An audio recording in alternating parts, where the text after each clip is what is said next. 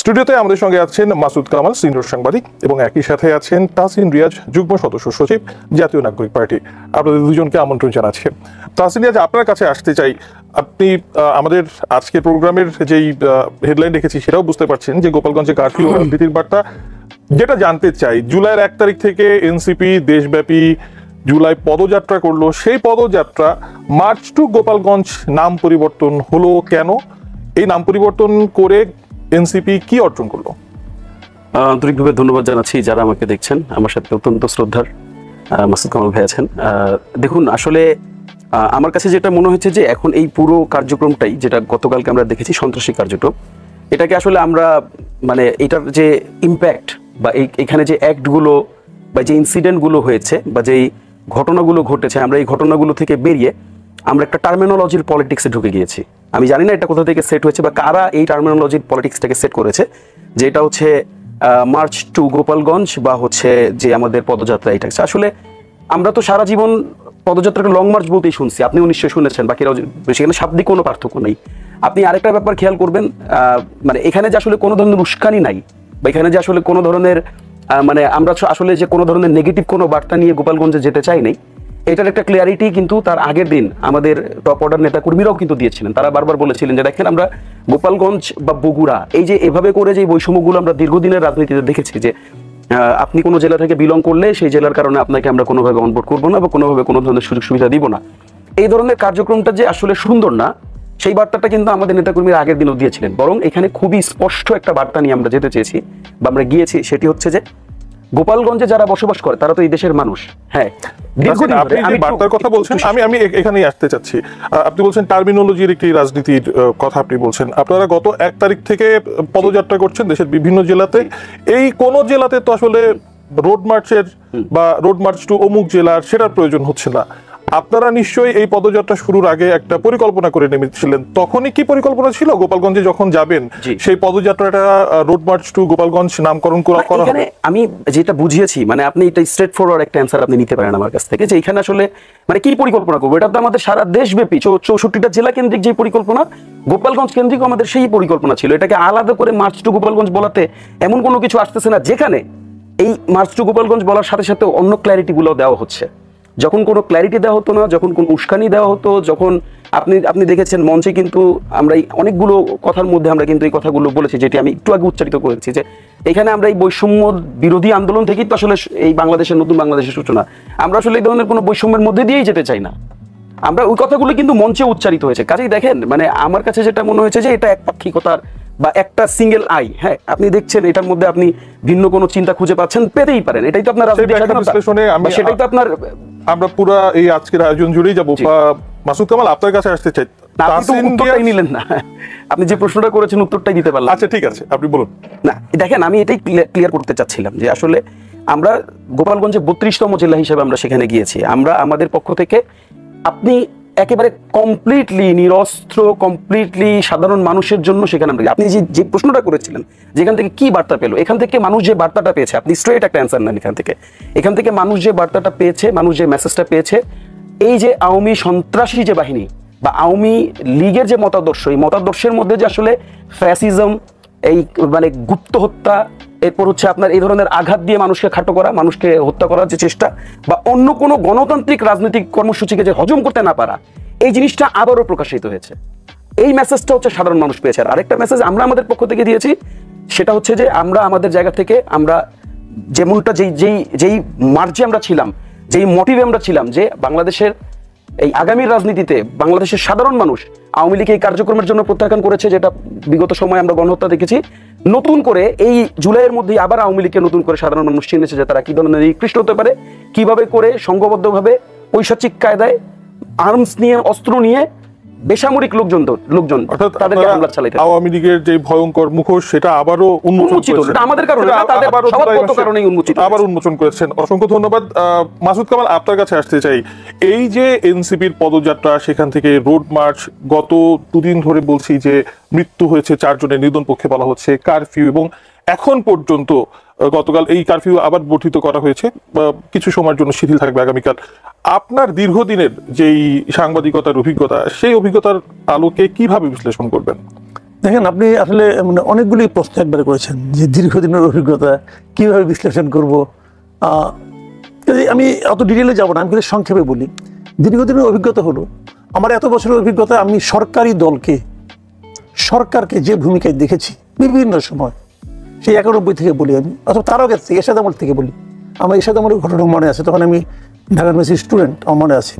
সরকারি দলকে যে ভূমিকায় দেখেছি, এখন আমি সরকারি দলকে সেই ভূমিকায় দেখছি। সরকারি দলকে সরকারকে সরকারি দল বলতে কাকে বোঝাচ্ছেন? এখানে সরকারি দল মানে সরকারের সহযোগিতা নিয়ে, সরকারের সমর্থন নিয়ে যে দলটা মাঠে থাকে সেটা সরকারি দল। এক্ষেত্রে নিঃসন্দেহে সেটা এনসিপি। এটা আমার অবজারভেশন, যেটা একই সরকার একই রকম কাজ করছে, সরকার তখনও যা করছে তাই করছে। এমনকি সবচেয়ে জঘন্য সরকার ছিল আমার বিবেচনায় হাসিনা সরকার গত 15 বছরে। তারাও যে ভঙ্গিতে আচরণ করতো, কথা বলতো, এই সরকারও ঠিক একই ভঙ্গিতে কথা বলছে, যেটা ছিল আমার জন্য খুবই একটা বড় ধরনের আঘাত। এই সরকারের কাছ থেকে এই ধরনের আচরণ আমি আশা করিনি। আমি এক্সাম্পল দিয়ে বলি, সরকারের বিভিন্ন জায়গায় আজকের ঘটনা, কালকে ঘটনার প্রেক্ষিতে অনেকগুলি বিবৃতি আসছে, অনেকগুলি প্রেস রিলিজ আসছে, আইএসপিআই বিবৃতি, অনেক কিছু দিচ্ছে। এই ঘটনায় তারা কোথাও যে 4 জন লোক যে মারা গেল, তাদের ব্যাপারে তাদের কোনো শোক নাই। ওই 4 জনকে দেশের নাগরিক না, তারা নাগরিক নেই দেশের। আমি তো 4 জন লোকের সম্বন্ধে কয়েকজন লোক সম্পর্কে জানলাম, তারা সাধারণ মানুষ, রাস্তা দিয়ে যাচ্ছিল, গুলিত করছে। আমরা আর্মিকে অনেক প্রশংসা করেছি যে আমাদের জুলাই আন্দোলনে তারা সাধারণ মানুষকে মারতে চায়নি, প্রশংসা করেছি। আমাদের একটা ভিডিও দেখলাম, আমি বলতেছি টার্গেট করে মার। শুনলাম তো আমি সেই শব্দ, সেই অডিও তো পাইলাম। এবং তারা যে গুলি করতেছে, সামনে কিন্তু মানুষ দৌড়াচ্ছে, তারা পেছন থেকে গুলি করতেছে। আমরা কি আর্মিকে পেছন থেকে গুলি করার জন্য রাখছি? ওনাদের বেতন তো আমরা দিই রে ভাই। এই ঘটনাকে কেন্দ্র করে আইএসপিআর এর পক্ষ থেকে অবশ্যই একটা বিবৃতি দেওয়া হয়েছে। যে বিবৃতি দেখলে ভাই, যে বিবৃতি দেখ, গুলি করছে এটা অস্বীকার করছে, গুলি তো করছে রে ভাই। এবং তারা তো যদি লাঠি সামনাসামনি আসতো, বুঝতাম, তাহলে বুঝতে পারতাম। তো আর্মির কাজটা কি ছিল? এটা কি যুদ্ধ না, তাদের কাজ ছিল ওদের ছত্রভঙ্গ করে দেওয়া। যে ছত্রভঙ্গ হয়ে যাচ্ছে, এখন তাকে পেছন দিয়ে গুলি করতে হবে কেন? পরিস্থিতি নিয়ন্ত্রণের জন্য আপনি গুলির বদলে আসলে ছত্রভঙ্গ করতে ওই মুহূর্তে আর কি অপশন যখন অপোজিশন তখন ছিল আপনি মনে করছেন? আচ্ছা, অপোজিশনে আর কয়জন আহত হয়েছে আপনি খোঁজ নিয়ে অপোজিশনে? হ্যাঁ, আমি তো গভর্নমেন্টের সবগুলো খুঁজতেছি। অপোজিশনের কাছে আমি ছিলাম, যদি আমি মানি, তাদের আনসার গুলিতে কয়জন লোক আহত হয়েছে, কয়জন লোক নিহত হয়েছে? নিহত হইলেই ভালো হইতো। মানে না, আমি ভালো মন্দ কোশ্চেন না, জাস্টিফিকেশনটা না, জাস্টিফিকেশন কোশ্চেন না। কোশ্চেনটা হলো, আপনি যখন দাবি করছেন অপোজিশনের কাছে, আমি দাবি করছি না, এটা তো সব জায়গায় এসছে। ভাই প্রুফ করেন না, কে আসছে বলেন? অসংখ্য ছবি এসছে তো। কি ছবি আসছে? অসংখ্য ছবি এসছে। ওই ছবি দেখেন, ওই ছবি অনেকে দেখাচ্ছে। আমি দেখলাম যে আওয়ামী লীগের পক্ষে কি সজীব ওয়াজেদ কি একটা ছবি দেখাচ্ছে, যে টাইনে নিয়ে যেতেছে, পুরানো ছবি। এগুলি ভাই, ওগুলি বাদ দেন। না, এখানে আমার কোশ্চেনটা হলো কি, আপনি বলেন না রে ভাই, 4 জন লোক যে মারা গেছে, এরা কি নিজেদের গুলিতে মারা গেছে? এরা কি এনসিবি গুলিতে মারা গেছে? এরা কি পুলিশের গুলিতে মারা গেছে, নাকি আর্মি গুলিতে মারা গেছে? ভাই বোঝা তো যাচ্ছে। ওই সমস্ত আলাপ করলে আপনার, আমরা এগুলি বুঝি। কোশ্চেনটা হলো যে আপনারা বলতে পারতেন সবচেয়ে ক্ষতিগ্রস্ত কি হয়েছে এই ঘটনায়? ওই সাধারণ মানুষগুলো। আজকে কারফিউ হচ্ছে, ওখানে আপনি বাড়িতে করতেছেন, মানে তল্লাশি করতেছেন, কদিন পরে দেখবেন যে ওই এলাকা পুরুষবিহীন হয়ে। এইগুলি নিউজের হেডলাইন লিখতে ভাই, যখন নিউজ ছিলাম তখনও লিখতাম, যখন রিপোর্টার ছিলাম তখন সরেজমিনে যাইতাম, একই দৃশ্য। বিএনপি আওয়ামী লীগ আমরা দেখছি, বিএনপি লোকেরা জঙ্গলে যেয়ে থাকে, চরে যেয়ে থাকতো, একই দৃশ্য যাকে রিপিট হচ্ছে, নো চেঞ্জ। এটাই হচ্ছে এই দেশে। তো আমার কোশ্চেনটা দেখেন, আজকে আমি দেখলাম হাসান আব্দুল্লাহ বলতেছে যে শেখ মুজিবের মাটিতে দাঁড়িয়ে মুজিববাদ মুর্দাবাদ বলে এসেছি। এটা কি সাকসেস? মুজিববাদ কোথায় রে ভাই?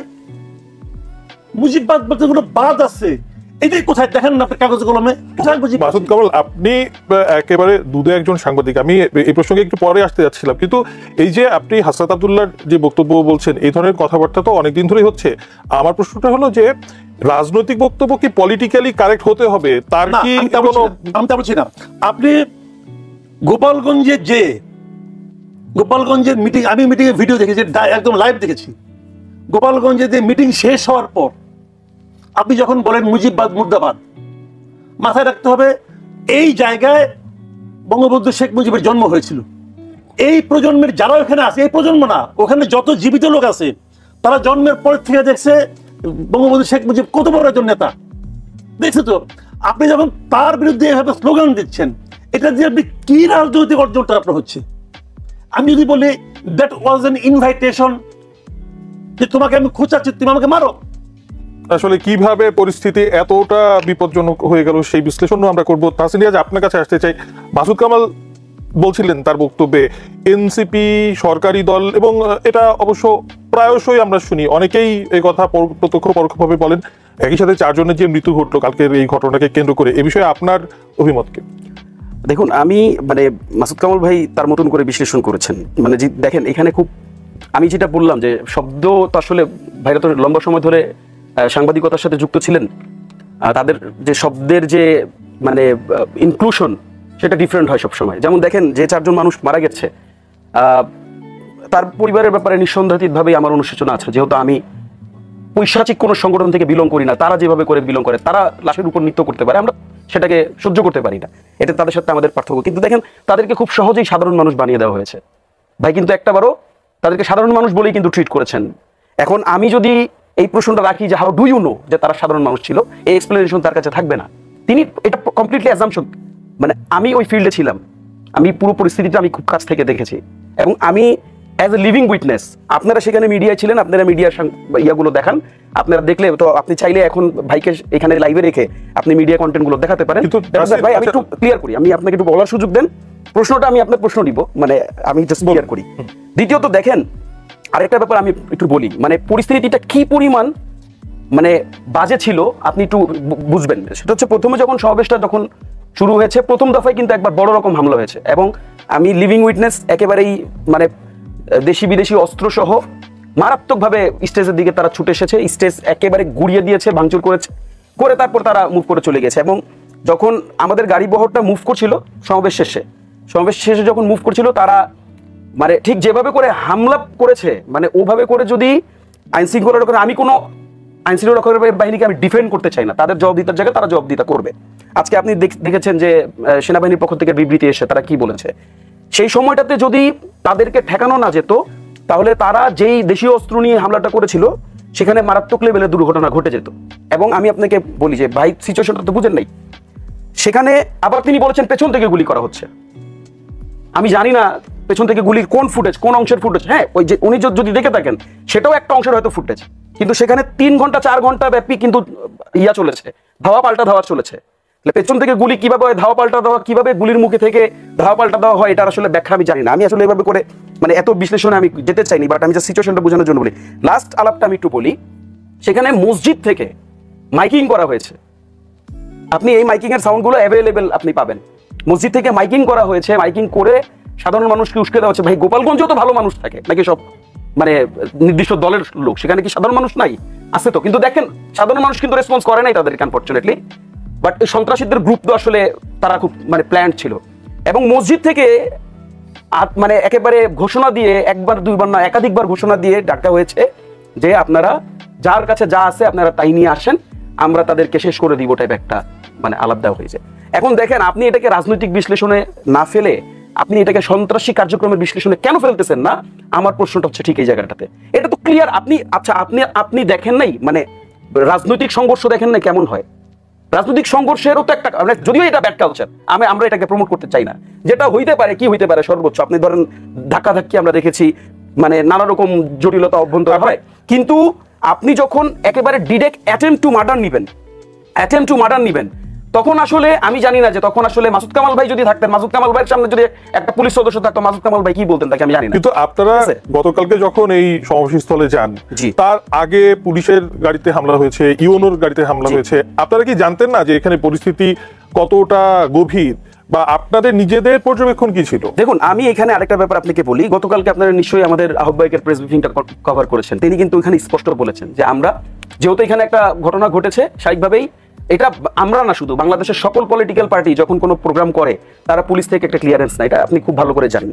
কাজেই আমরা স্বাভাবিকভাবেই আমরা পুলিশ থেকে ক্লিয়ারেন্স নিয়েছি, আমরা সেখানে গ্রিন সিগন্যাল পেয়েছি, সেখান থেকে পেয়েই কিন্তু আমাদের ওখানে গাড়ি বহর গিয়েছে এবং সমাবেশ করেছে। এবং সেখানে যথেষ্ট মানে আপনার যতগুলো প্যারামিটার এটাকে ক্রস চেক করা দরকার হয় সব জায়গা থেকে আমরা আমাদের মতন করে ক্রস চেক করেছি। কিন্তু যেটা আমি আপনাকে বারবার বোঝাতে চেয়েছি, দেখেন সন্ত্রাসী কার্যক্রমের কিন্তু কোনো প্ল্যান থাকে না। এটা আপনি মানে এটা একটা খুবই ডিফারেন্ট ওয়েতে এটা তারা এক্সিকিউট করেছে। এবং মানে সেটা তো আমরা আমাদের পক্ষ থেকে আমরা বলেছি যে এটা তো যদি তারা সাকসেসফুলি এক্সিকিউট করতে পারতো, যেটা হতো যে তাদের যে সন্ত্রাসী কার্যক্রম এটা আরো সারা বাংলাদেশ ব্যাপী তখন তারা ছড়িয়ে দিতে পারতো।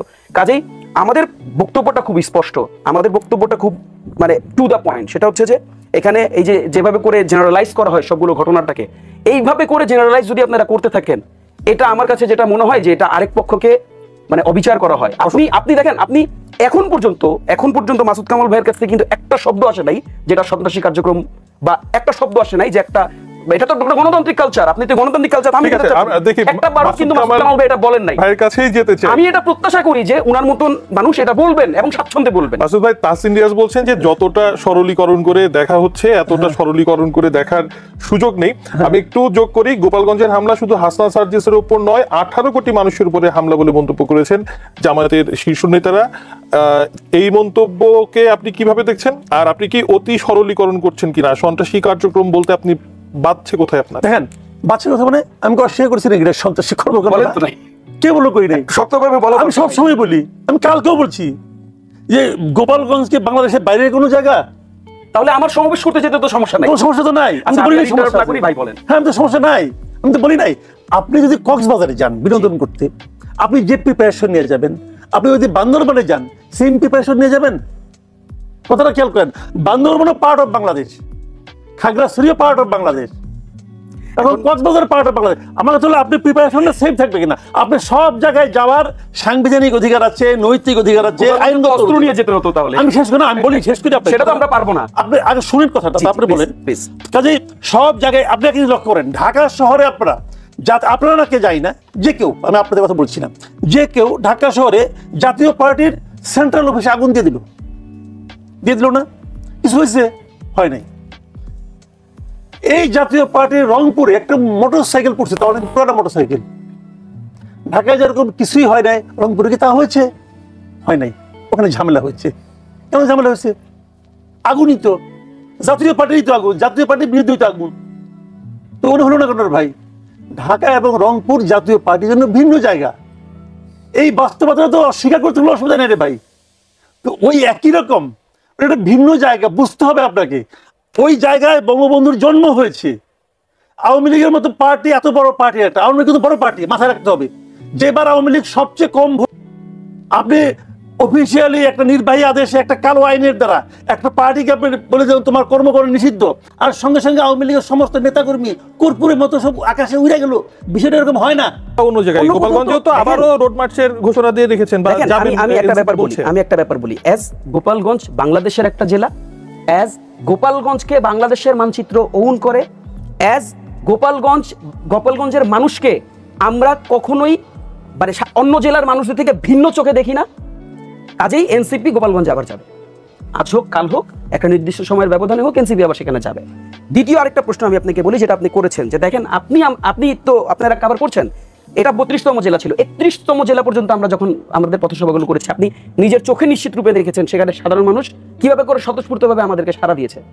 আমরা ইভেনচুয়ালি আজকে ফরিদপুরে গেছি, যেটা আওয়ামী লীগের সেকেন্ডারি ঘাঁটি হিসাবে পরিচিত, আওয়াজ দেয়ার, এবং আমরা দেখেছি, আমরা যখন রাস্তা দিয়ে হেঁটে আসছিলাম সাধারণ মানুষের বহর কেমন ছিল। আপনি রাজবাড়ি কিন্তু ইটসেলফ আপনার আওয়ামী লীগের একটা ঘাঁটি হিসাবে পরিচিত, এবং এই সবগুলো জেলাতেই আপনি একটু দেখবেন, আজকে আপনারা দেখাবেন নিশ্চয়ই সেখানে কত মানুষ এসে আমাদেরকে সাড়া দিয়েছে। কাজেই দেখেন আমরা যেটা ফিল করি সেটা হচ্ছে গোপালগঞ্জের বড় সংখ্যক মানুষকে ভয় ভীতি দেখিয়ে তাদেরকে মানে একটা জায়গায় হচ্ছে, অর্থাৎ গোপালগঞ্জের কেসটা একেবারে এক্সেপশনাল একটা কেস। এটা একটা, আপনি দেখেন আমি একটা প্রশ্ন রেখে আমি জাস্ট শেষ করি। যেমন দেখেন আজকে আমরা এই আলোচনায় অনেক ধরনের আলাপ করছি, আমরা প্রশাসনকে এককভাবে দায় দিয়ে দিচ্ছি। আপনি এভাবে করে কেন দেখছেন না যে এই সন্ত্রাসী কার্যক্রম হবে না কেন? আমি যদি আপনাকে প্রশ্ন করি, যারা ভারত যেতে পারে নাই তারা কোথায় গেছে, আপনি আমাকে এক লাইন উত্তর দেন। আপনার কাছে এই তথ্য আছে, তারা সবাই গোপালগঞ্জে গেছে। কাজেই এরা তো আর বসে নাই, এদের কাছে অস্ত্র ছিল। আচ্ছা, 5 আগস্টের আগে আপনি দেখেন না কিভাবে করে গুলি ছুড়েছে তারা? সব অস্ত্র তার উদ্ধার হয়নি, এবং যাদের কাছে অস্ত্র ছিল তারা তো ডেফিনেটলি ঢাকা লিক করে গোপালগঞ্জে গেছে। কাজেই সেখানে অস্ত্র থাকাটাও এই আপনি যদি লজিক্যালি ডট কানেক্ট করে আপনি যদি চিন্তা করেন, মানে আপনার শুধু ধারণা করার দরকার নাই, লজিক্যালি চিন্তা করলে সার্বিকভাবে প্রশাসন বড় রকমের একটা ব্যর্থতার দেখেন না। আমি এভাবে করে বলতে চাই না প্রশাসনের ইনফরমেশনের ব্যর্থতা ছিল, বাট প্রশাসন যেভাবে করে রেস্কিউ করেছে, এটা কি আসলে আমাদের কাছে মনে হচ্ছে যে দেখেন আমরা তো মানে একটা জিনিস আমরা মানে চোখে দেখেছি, আমরা তো উঠে বসে ধূপ করে তার মানে জায়গাটাকে অস্বীকার করতে পারি না, সে জায়গাটা আমরা অস্বীকার করছি না। তারা যথেষ্ট মানে সহযোগিতা করেই, স্পেশালি আপনি আর্মি বলি বা অন্যান্য যতগুলো প্রশাসনিক কর্মকর্তারা থাকে সেখানে ছিলেন, তারা যথেষ্ট সহযোগী ছিলেন এবং তারা খুবই প্রফেশনাল এটাকে হ্যান্ডেল করে তারা আমাদেরকেও সেখান থেকে নিয়ে এসেছেন। অসংখ্য ধন্যবাদ মাসুদ কামাল। আপনার কাছে এই প্রসঙ্গেই যেতে চাই, এনসিপি বলছে গোপালগঞ্জ একেবারে এক্সেপশনাল কেস, এমন পরিস্থিতি তারা মনে করেন না যে পরবর্তীতে আরো সম্মুখীন হবেন, কিন্তু এই যে সংঘাত যে সৃষ্টি হচ্ছে বা গত কিছুদিন ধরে এক ধরনের অস্থিরতা, এই সংঘাতকে ছড়িয়ে পড়ার কোনো আশঙ্কা আপনার কাছে আছে কিনা? বিশেষ করে অন্যান্য জেলাতে অনুরূপ কর্মসূচিতে একই ধরনের কনফ্রন্টেশন হওয়ার শঙ্কা কি থাকছে কোথাও? আমি তেমন একটা দেখি না। শুনুন, আমি একটা কথা বলি, আমি তাহসিন একটা অনেক কিছু বলছি, তো বললে অনেক কিছু বলা যায়, অতগুলি না, বলে একটা জায়গায় একটা পয়েন্টে আলোচনা করতে চাই। যে লোকগুলি মারা গেছে তাদেরকে আমি মানে বলেছি যে আমি একজনের উদাহরণ দিয়েছি, কারণ তারা আমি পত্রিকায় পড়েছি বলে উদাহরণ দিয়েছি। আমি তো ওখানে ছিলাম না, পত্রিকায় যতটুকু পড়েছি মিডিয়া সেটাই উদাহরণ দিয়েছে, এবং সেটা মানে ভালো পত্রিকা। ওনার মা বলতেছেন কীভাবে যে মারা গেছে তার। তো তাহসিন একটা কথা বললো যে এরা যে সাধারণ মানুষ, এটা আমি কীভাবে শিওরেছি। আমি ওর কথা যুক্তি রেখে মেনে নিলাম, এরা কেউ সাধারণ মানুষ না, সব আওয়ামী লীগ করে। আমি ধরে নিলাম ওর কথা হাইপোথেটিক্যালি, এরা সবাই আওয়ামী লীগ করে। মারতে পারেন এইভাবে? আওয়ামী লীগ করলে কি হত্যাযোগ্য? তারা আওয়ামী লীগ করতো, হত্যাযোগ্য? বললাম ছাত্রলীগ করে, যে সংগঠন করা নিষিদ্ধ, যে সংগঠন সরকার আইন করেছে তুমি এটাকে নিষিদ্ধ সংগঠন, সেই নিষিদ্ধ সংগঠন সে করে। মারতে পারেন গুলিগিরা? আপনি আমাকে সিম্পল এই কথাটা বলেন, তাতে হত্যার বৈধতা তৈরি হয় না। আমি একজন নাগরিক হিসাবে অনিরাপদ বোধ করছি, আমি সেই জায়গাটা বলেছি। দেখেন যে যুক্তিগুলি এখন দেওয়া হচ্ছে সবই আমি কি অবস্থায় ছিলাম, কীভাবে আমি বেরিয়ে আসলাম, এই সবগুলি যুক্তি। আপনি দেখেন ওই অগাস্টে, ওই জুলাইয়ে যে সমস্ত পুলিশ অফিসাররা থানা থেকে বেঁচে আসছে, তারা এই কথাগুলি বলতেছে, কিন্তু তারা তো হত্যাকারী ছিল। রাখেন আমি বলি, আপনি শেষ করি ভাই, মানে সে হয়তো গুলিও করে নাই, ভিকটিম সে হয়তো গুলিও করে নাই, কিলার, সে হয়তো, আমি বলি আপনাকে, সে হয়তো গুলিও করে নাই, তার সঙ্গে চাকরি করতে অন্য একজন গুলি করছে। তো সে তাকে জিজ্ঞাসা করেন তার এক্সপিরিয়েন্সের কথা। তো এইগুলো হলো ব্যক্তিগত এক্সপিরিয়েন্স। আমাদের কিন্তু সবকিছু দেখতে হবে রাষ্ট্রীয় পর্যায়ে। এই জিনিসগুলো কিন্তু একজন ব্যক্তির উপলব্ধির ব্যাপার না। দেখেন তর্কের ক্ষেত্রে আমি একটা কথা বলি, আমি নিজে মনে করি সেখানে এনসিপির মিটিং করতে, শান্তিপূর্ণভাবে মিটিংটা হওয়ার জন্য সব ব্যবস্থা সবার করা উচিত ছিল। সেই মিটিংয়ে যারা ওখানে যে বাধা দিবে তারা অন্যায় করবে, সিম্পল অন্যায়। কে বাধা দিবে, কেন দিবে, আমি এটা জানতে চাই না। আমি সে অন্যায় করছে একটা, তার সে অন্যায় শাস্তি হওয়া উচিত, আমার এতে কোনো আপত্তি নাই। প্রশাসনের উচিত ছিল তাদের সার্বিক নিরাপত্তা দাও। যদি তারা মনে করেন নিরাপত্তা দেওয়া সম্ভব না, তাদের এনসিপিকে ইনফর্ম করা উচিত ছিল আপনাকে মিটিং করতে যায়েন না। যদি তাও এনসিপি যেতে চায় 144 জারি করতে পারতো। এরকম হয় বাংলাদেশে অনেক, নিরাপত্তাহীনতা দেখলে প্রশাসন 144 জারি করে দেয়। 144 জারি করলো না কেন, ওদেরকে না করলো না কেন? এই সমস্ত না করে যে কাওয়াজটা তৈরি হলো, আসেন এইবার মূল পয়েন্ট আসি, এই কাওয়াজে লাভ হলো কার বলেন? শুনেন, অপরাধ বিজ্ঞানের একটা কথা আছে, যখন কোনো অপরাধ ঘটে তখন প্রথম কথা হলো এই ঘটনার বেনিফিশিয়ারিকে। এই ঘটনার বেনিফিশিয়ারিকে গোপালগঞ্জের মানুষ নো, এই ঘটনার বেনিফিশিয়ারি কিছু হয়ে থাকে আমি একটা একটা করে বলি কাকে বেনিফিশিয়ারি।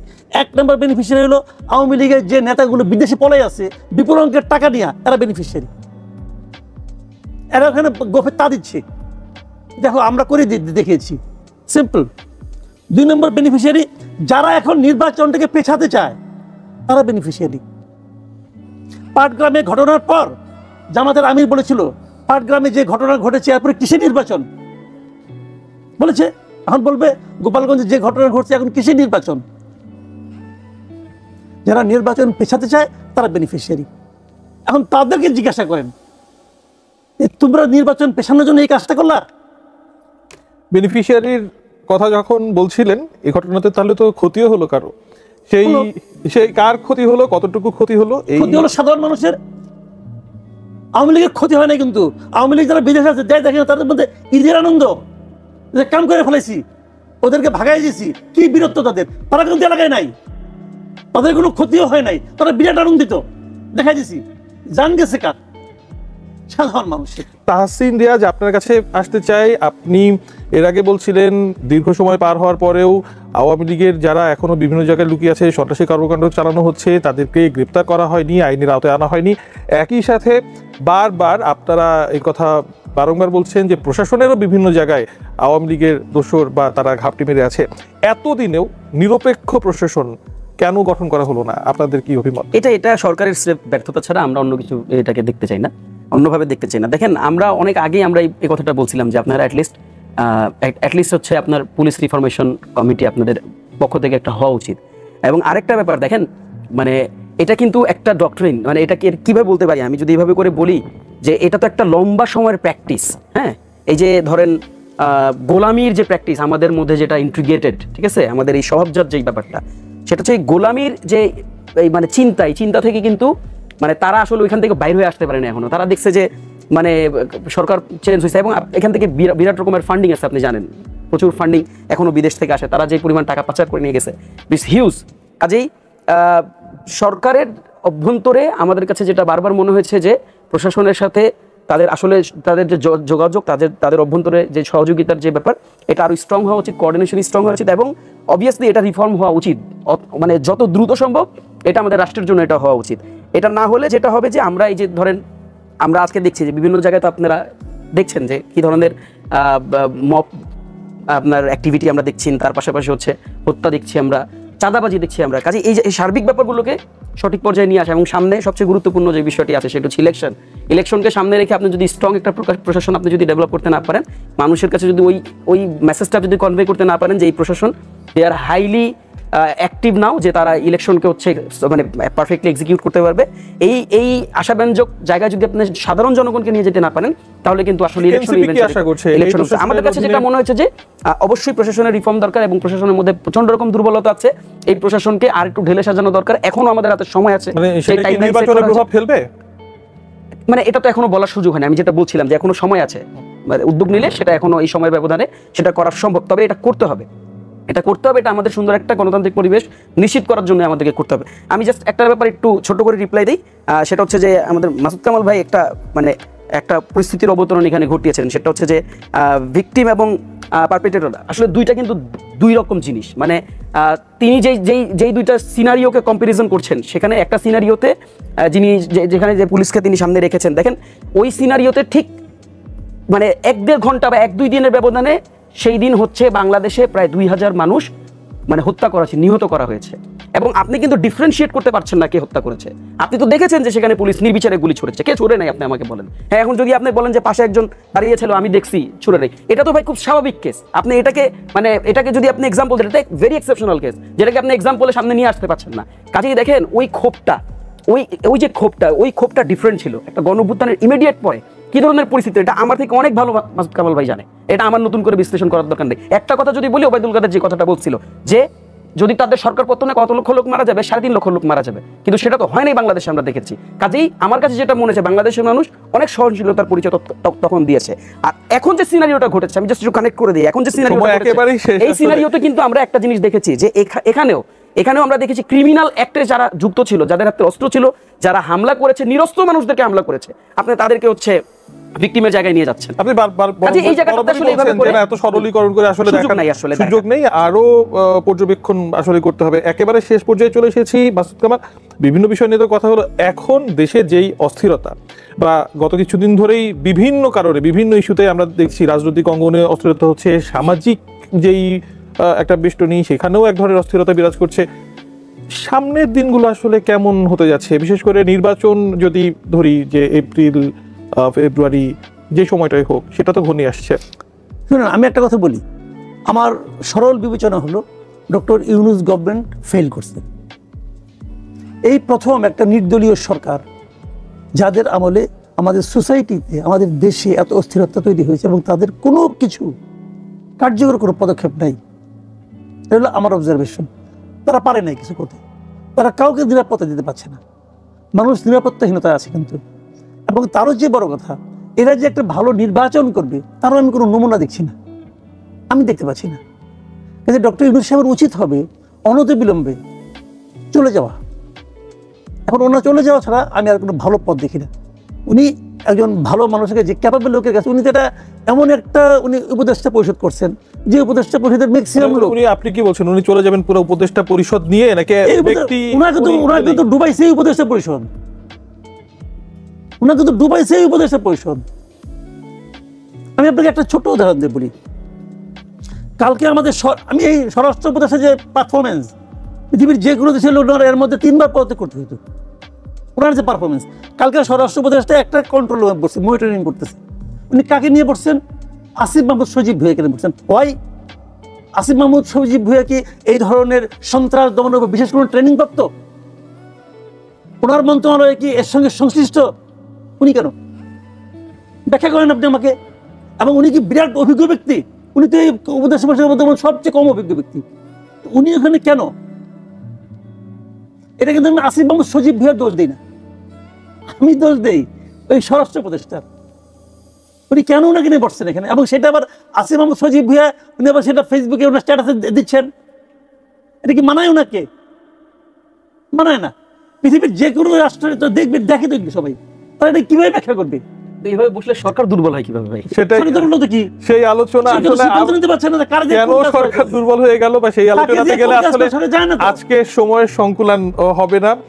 আপনার খতিয়ানে সরকার খুব বেশি হয়তোবা মার্কস পাচ্ছে না, তবে আমার খতিয়ানেও পাচ্ছে না, কিন্তু ইউনূস সাহেবকে আজকেই চলে যেতে হবে, এই পরিস্থিতিও এখনো। আচ্ছা, অসংখ্য ধন্যবাদ তাসিন রিয়াজ আপনাকে, মাসুদ কামাল আপনাকেও অসংখ্য ধন্যবাদ।